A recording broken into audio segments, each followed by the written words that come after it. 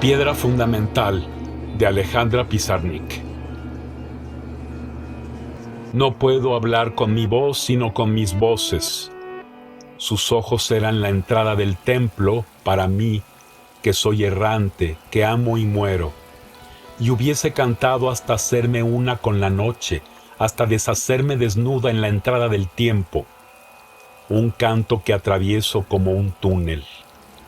Presencias inquietantes, gestos de figuras que se aparecen vivientes por obra de un lenguaje activo que las alude, signos que insinúan terrores insolubles. Una vibración de los cimientos, un trepidar de los fundamentos drenan y barrenan, y he sabido dónde se aposenta aquello tan otro que es yo, que espera que me calle para tomar posesión de mí y drenar y barrenar los cimientos, los fundamentos, aquello que me es adverso desde mí, conspira, toma posesión de mi terreno baldío. No, he de hacer algo. No he de hacer nada.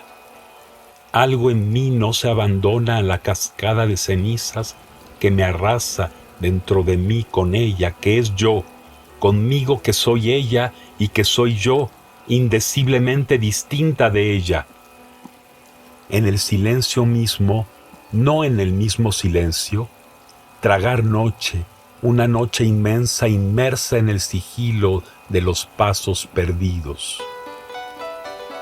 No puedo hablar para nada decir, por eso nos perdemos, yo y el poema, en la tentativa inútil de transcribir relaciones ardientes. ¿A dónde la conduce esta escritura? A lo negro, a lo estéril, a lo fragmentado. Las muñecas desventradas por mis antiguas manos de muñeca, la desilusión al encontrar pura estepa tu memoria, el padre que tuvo que ser Tiresias flota en el río, pero tú, ¿por qué te dejaste asesinar escuchando cuentos de álamos nevados? Yo quería que mis dedos de muñeca penetraran en las teclas. Yo no quería rozar como una araña el teclado. Yo quería hundirme, clavarme, fijarme, petrificarme. Yo quería entrar en el teclado para entrar adentro de la música, para tener una patria. Pero la música se movía, se apresuraba. Solo cuando un refrán reincidía, alentaba en mí la esperanza de que se estableciera algo parecido a una estación de trenes. Quiero decir, un punto de partida firme y seguro, un lugar desde el cual partir, desde el lugar hacia el lugar, en unión y fusión con el lugar. Pero el refrán era demasiado breve, de modo que yo no podía fundar una estación, pues no contaba más que con un tren algo salido de los rieles, que se contorsionaba y se distorsionaba. Entonces abandoné la música y sus traiciones, porque la música estaba más arriba o más abajo, pero no en el centro, en el lugar de la fusión y del encuentro. Tú que fuiste mi única patria, ¿en dónde buscarte? Tal vez en este poema que voy escribiendo. Una noche en el circo recobré un lenguaje perdido en el momento que los jinetes, con antorchas en la mano, galopaban en ronda feroz sobre corceles negros. Ni en mis sueños de dicha existirá un coro de ángeles que suministre algo semejante a los sonidos calientes para mi corazón de los cascos contra las arenas. Y me dijo, escribe, porque estas palabras son fieles y verdaderas. ¿Es un hombre o una piedra o un árbol el que va a comenzar el canto? Y era un estremecimiento suavemente trepidante. Lo digo para leccionar a la que extravió en mí su musicalidad y trepida con más disonancia que un caballo azuzado por una antorcha en las arenas de un país extranjero. Estaba abrazada al suelo, diciendo un nombre. Creí que me había muerto y que la muerte era decir un nombre sin cesar. No es esto tal vez lo que quiero decir. Este decir y decirse no es grato. No puedo hablar con mi voz sino con mis voces. También este poema es posible que sea una trampa, un escenario más. Cuando el Baco alternó su ritmo y vaciló en el agua violenta, me erguí como la amazona que domina solamente con sus ojos azules al caballo que se encabrita. ¿O fue con sus ojos azules? El agua verde en mi cara, he de beber de ti hasta que la noche se abra. Nadie puede salvarme, pues soy invisible aún para mí que me llamo con tu voz. ¿En dónde estoy? Estoy en un jardín. Hay un jardín.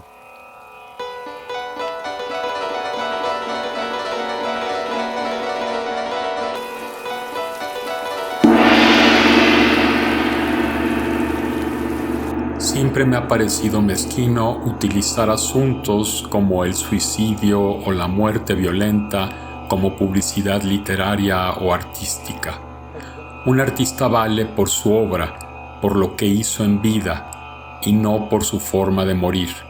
Sin embargo, hay quienes se interesan en la obra de alguien únicamente porque se suicidó o murió loco en un psiquiátrico o generó escándalos sociales. La nota roja, la nota periodística invade el ámbito de la creación y lo valora, desvalora o produce prejuicios. Autores como Gerard de Nerval, Alfonsine Storni, Silvia Plath o Alejandra Pizarnik se suicidaron. Son suicidios famosos y a menudo se nos olvida que cualquier persona, sin importar su profesión, puede sufrir desórdenes. La obra de estos creadores es valiosa por sí misma y en sí misma, y como ya sabemos, una obra artística siempre va mucho más allá del autor. Es también producto de una sociedad, de una economía, de una época, de una tradición lingüística, de una tradición literaria.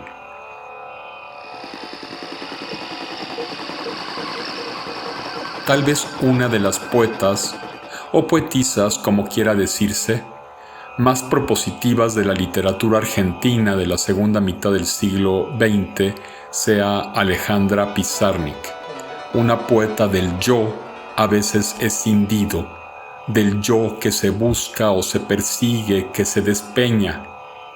Hablo de mí conmigo solo por saber si es verdad que estoy debajo de la hierba, dice de manera vertiginosa. Su primer poemario, La tierra más ajena, de 1955, se inicia con el poema Días contra el ensueño. No querer blancos rodando en planta movible, no querer voces robando semillosas arqueadas aéreas, no querer vivir 1000 oxígenos, líneas cruzadas al cielo, no querer trasladar mi curva sin encerar la hoja actual, no querer vencer al imán, al final la alpargata se deshilacha, no querer tocar abstractos, llegar a mi último pelo marrón, no querer vencer colas blandas, los árboles sitúan las hojas, no querer traer sin caos portátiles vocablos. En ese mismo año publica Un signo en tu sombra. Luego La última inocencia de 1956, Las aventuras perdidas de 1958, Árbol de Diana de 1962, Los trabajos y las noches de 1965, Extracción de la piedra de locura de 1968, El infierno musical, de donde extraje el primer poema que leí, de 1971, y de ese mismo año su ensayo La condesa sangrienta. También es autora de una pieza de teatro en un acto titulada Los perturbados entre lilas, fechada en 1969. En la antología El deseo de la palabra de 1972 se incluyó un fragmento de esta pieza con el título Los poseídos entre lilas. Nacida en 1936, Alejandra Pizarnik no solo fue poeta, también ensayista y crítica literaria. Escribió artículos y ensayos, por ejemplo, sobre Julio Cortázar, Henri Michaud, Alberto Giri, Ricardo Molinari, Octavio Paz, Silvina Ocampo, André Breton, Antonin Artaud, André Pierre de Mandiarc, Borges, Bioy Casares, entre otros autores. En 2001 y 2002, Anna Béchu editó su prosa y su poesía completas en 2 volúmenes. Alejandra Pizarnik fue autora de Ruptura. Se le ha asociado con el surrealismo y con el romanticismo, pero más allá de estas etiquetas, me parece que esta poeta supo conquistar una voz propia. En una entrevista de Marta Isabel Moya, publicada en la antología El deseo de la palabra, Pizarnik sostiene que en sus poemas se reiteran palabras sin cesar, las de la infancia, las de los miedos, las de la muerte, las de la noche, de los cuerpos. También afirma que escribe para que no suceda lo que teme. Muchos de sus textos en prosa o verso prevarican la lengua, juegan con ella, transgreden con cálculo y conocimiento las normas y los esquemas. Escritura a veces fragmentada y distorsionada, a veces disonante, compleja, bebe también en el fondo del romanticismo amigo de la noche y de la locura. Para mí, Pizarnik pertenece a esa pléyade de escritores aficionados o sumergidos en el lado oscuro del ser, en lo incomprensible, en lo heterológico. Podría calificársele hasta cierto punto, para usar la expresión de Paul Verlaine, como poeta maldita. Por algo Pizarnik se interesó o tuvo afinidades con autores como Lautréamont, Henri Michaud o Georges Bataille. Y si Bataille escribió una biografía del conocido asesino Gilles de Rais, Pizarnik hará lo mismo con Erzsébet Báthory en su obra La Condesa Sangrienta, que la autora argentina publicó en 1971. De ese excelente ensayo marcadamente descriptivo, cito estas frases sobre la melancolía.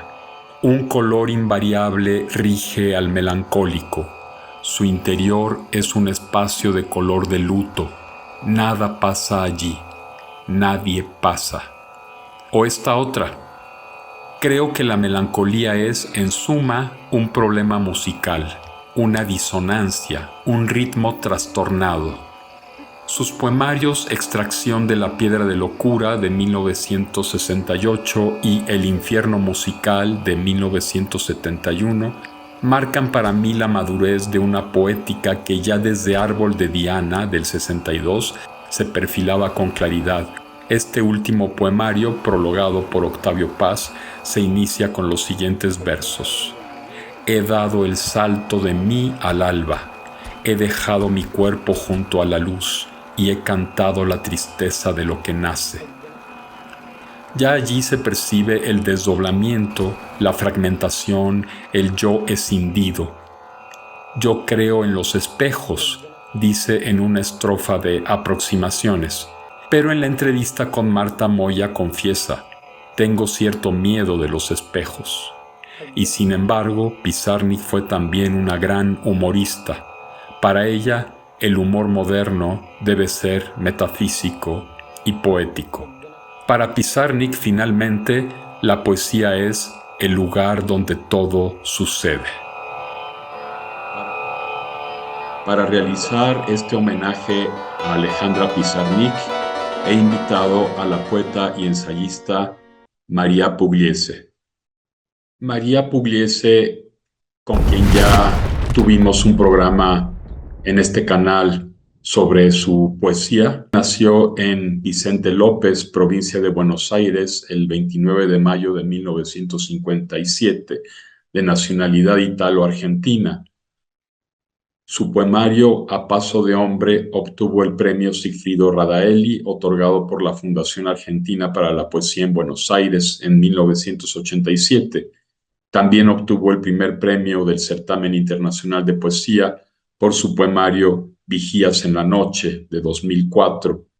Desde 2015 es miembro correspondiente de la Academia de Letras de Bahía, San Salvador, Brasil, y es autora de obras como De uno y otro lado, de 1988, Viento y cenizas y otros poemas, de 1990, Sobre un puente de cañas, de 1990, Esquirlas, del 91, Voces como furias, del 96, el ya mencionado Vigías en la noche, de 2004, Cripta de Amor, de 2018.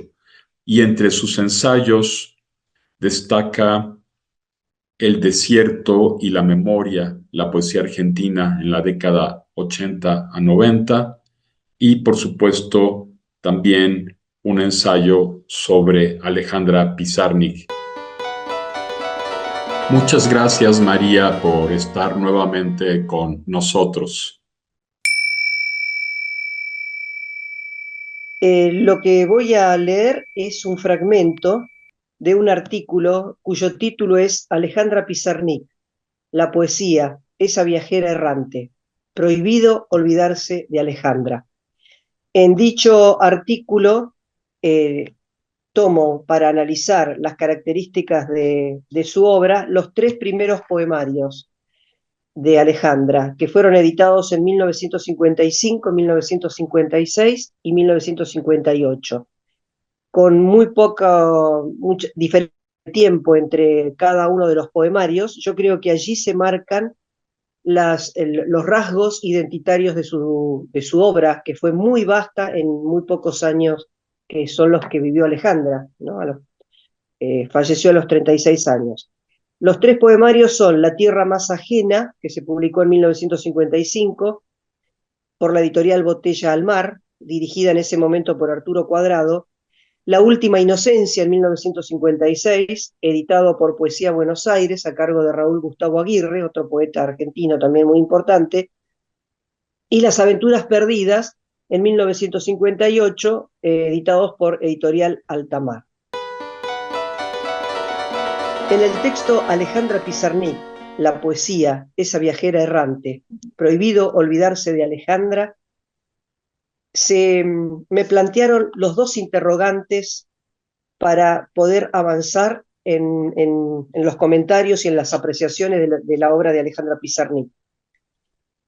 Los dos interrogantes fueron: ¿cuáles son los procesos que atravesaron a Alejandra para marcar el recorrido de su creación?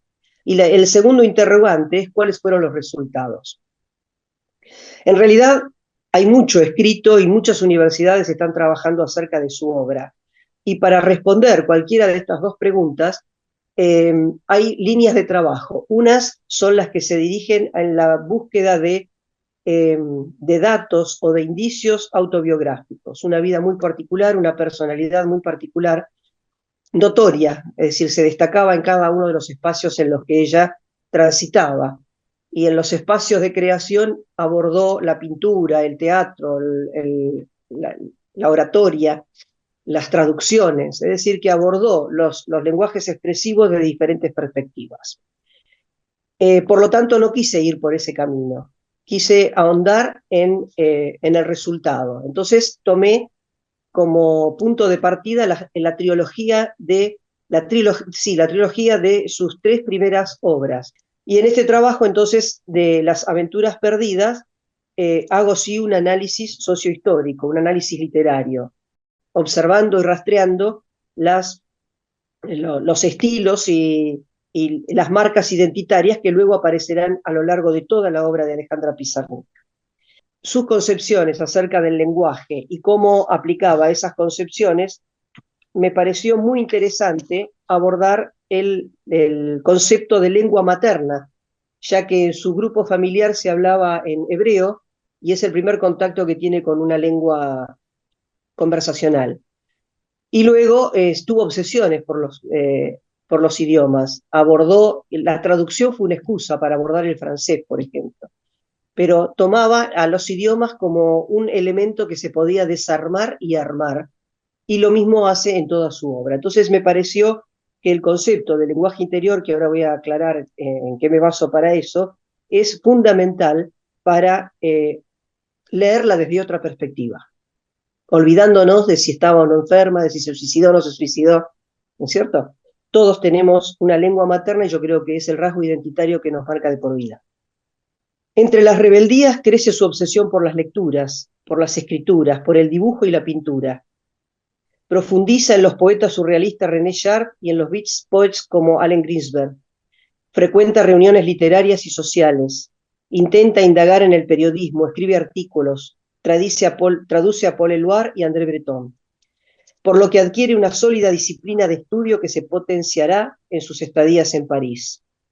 Sin embargo, las funciones y usos del vocabulario, las estructuras gramaticales simétricas, las cadencias rítmicas en los versos y en la prosa poética y las repeticiones con omisiones de signo de puntuación y mayúsculas en varios poemas dan cuenta de transgresiones que la acercan al surrealismo, pero a la vez del trabajo intencional, meticuloso, premeditado, que la alejan y la hacen cada vez más ajena, extraña, extraordinaria. La última inocencia, editado en 1956, bajo el sello Poesía Buenos Aires, a cargo del poeta y traductor Raúl Gustavo Aguirre, está dedicado a León Ostroff, profesor en Psicología Experimental de la Universidad de Buenos Aires, con quien mantuvo una comunicación especial y una correspondencia a la distancia que duraría años. Compartían su ascendencia judío-rusa, la sensación de vivir en errancia constante y el amor por la poesía. En el conjunto de estos versos podemos reconocer cierto tono de complicidad, a modo de confesión, con la intención de darnos a conocer que hay una decisión tomada. La palabra última del título sugiere una partida, por ende la despedida. Pero ¿en qué consiste el viaje? ¿Hacia dónde? Bueno, a partir de allí yo hago un análisis de algunos de los fragmentos de los poemas y retomo un concepto de César Aira. César Aira, al referirse a Alejandra Pizarnik, dice que el proceso, al principio habíamos dicho que partíamos de la pregunta de cuál era el proceso para su creación, y César Aira dice, el proceso ya es resultado. Esta idea me encantó. El proceso ya es resultado, por eso yo tomo los tres primeros poemarios. ¿Y cuál es el resultado? Alejandra convierte su lenguaje interno en escrituras. Reconocerá en ellas el sentido de las palabras. Sin ese sentido renovador de la escritura, la existencia no tiene sentido. El lenguaje interno consiste en el acto de pensar con significados esenciales. Es el lenguaje del silencio, el intraducible. Es dinámico, inestable, variable. Fluctúa entre la palabra y el pensamiento. El pensamiento no coincide no solo con la palabra, sino con los significados de la palabra. Su regazo fue la lengua materna. Las lenguas maternas gestan nuestros rasgos identitarios, se alimentan de los cuerpos, de los espacios y de las manifestaciones de afecto del entorno inmediato. Nos asisten entre arrullos, comidas, aromas, narrativas ancestrales. Las palabras no expresan nada sin las miradas, las caricias, sin los otros. El pensamiento no es solo palabras. Sin embargo, pensamiento y palabras evocan siempre significados y escribir nos enfrenta al deseo de expresarnos en soledad. Tal vez este sea el nodo de la tensión dramática pizarnikiana, el intento y la decepción ante la no concurrencia entre ambas dinámicas. No obstante, lo intentará, por ejemplo, explorando las potencialidades de los idiomas.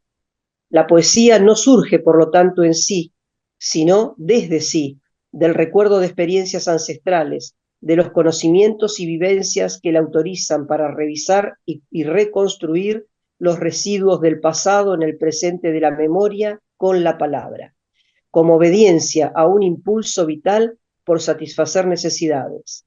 Poesía y memoria, flujo y reflujo en constante movimiento, pensamiento y belleza.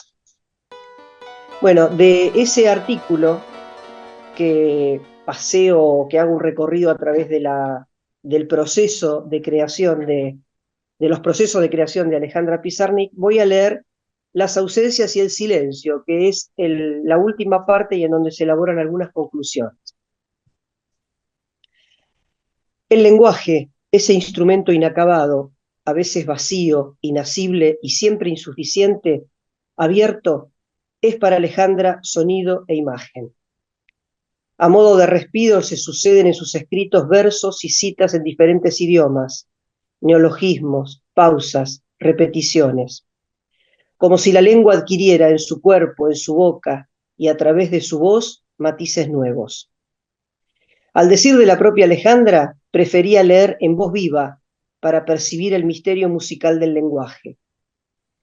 Quienes la conocieron y o presenciaron sus exposiciones resaltan el impacto hipnótico que causaba oírla, su extraordinaria dicción, la modulación, los vaivenes en velocidades e intenciones.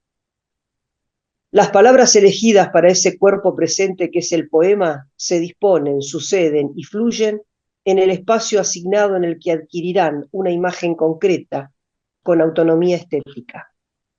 En ella habitarán mundos perceptibles pero no tangibles, que dejarán atrás el mundo real en la intimidad de la evocación, mundos tal vez asociados a los recuerdos de la infancia, al estado de inocencia, a las identidades de la tierra prometida, al reposo como fin de la errancia. Con una gran variedad de instrumentos y soporte los representó en pizarras, paredes, papeles de todos los tamaños, en cartones y cajas, con lápices y lapiceras de diversos colores, siempre con una gran expectativa, siempre con la certeza de la decepción. Espacios por los que se deslizó su caligrafía pareja, pequeña, con rasgos cuidados, por ejemplo, el rulo de la O final de la palabra, las pancitas de las S, P, Q y los ganchitos de la Z y de las Y. Caligrafía que podría remitirnos a un niño o niña en escolaridad primaria. La palabra que sana. Esperando que un mundo sea desenterrado por el lenguaje, alguien canta el lugar en que se forma el silencio. Luego comprobará que no porque se muestre furioso existe el mar, ni tampoco el mundo. Por eso, cada palabra dice lo que dice, y además más y otra cosa. Esto pertenece a una cita del Infierno Musical, editado en 1971. En esta noche, en este mundo. No, las palabras no hacen el amor, hacen la ausencia. Si digo agua, beberé. Si digo pan, comeré. Ninguna palabra es visible. Cita otra vez Alejandra Pizarnik. El lenguaje evoca lo ausente y lo nombra, tiene morada y cuerpo propio. El silencio es incapaz de enunciarlo, es lo no dicho, lo que queda después de. Es la insinuación, lo poético, lo genuino y subversivo. El silencio es el lenguaje trasvestido, el que no se puede traducir.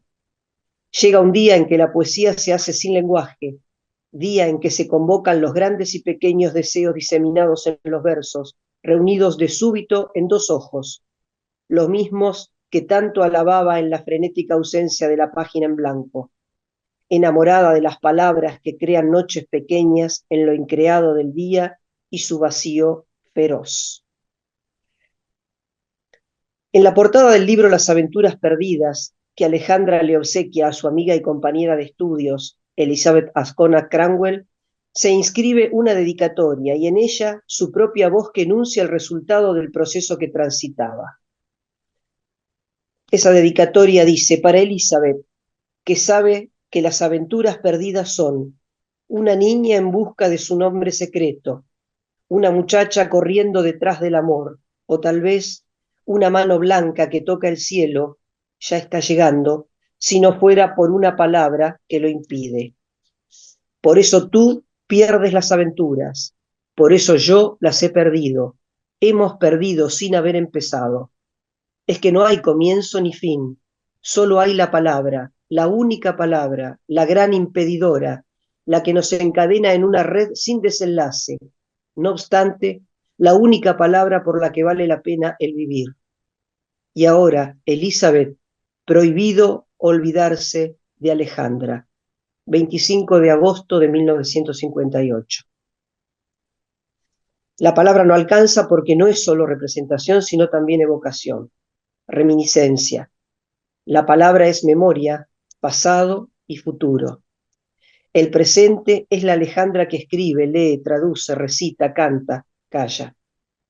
A algunas las repite, a veces en un mismo texto, a veces en varios. Las representa con diferentes tipografías, tamaños. Si las rastreáramos con la intención de relacionarlas por asociaciones semánticas, por ejemplo, reconoceríamos que la poesía de Alejandra fue construida como si fuera un edificio, por el que cada uno de nosotros, con cada lectura, a 51 años de sus últimas líneas escritas, aún puede transitar de manera errante. Muchas gracias, María.